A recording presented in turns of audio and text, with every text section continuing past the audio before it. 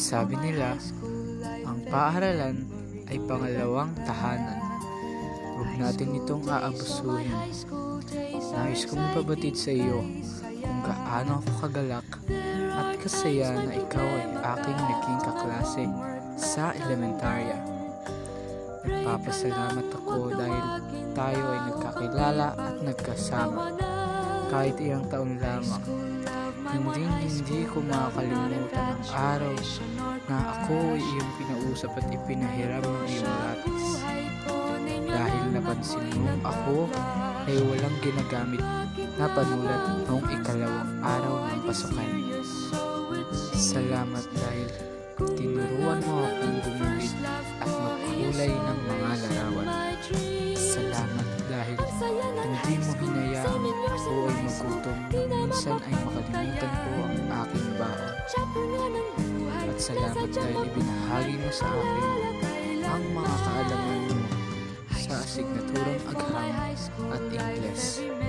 Tuwing tayo ay magkakaroon ng pagsusulit, habang buhay kong dadalhin ang mga alaalang ito. High school life, at ang high school life ay walang kasing saya. Bakit kung graduation ay luluha kang talaga?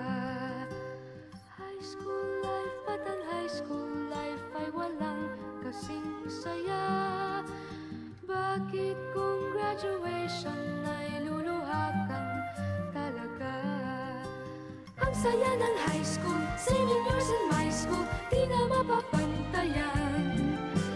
Chapter nga ng buhay, nasa tiyang makulay, alaala kailanman. High school life, for my high school life, every memory kay ganda.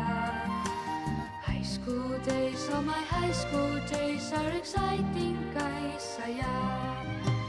High school life, at ang high school life ay walang kasing saya.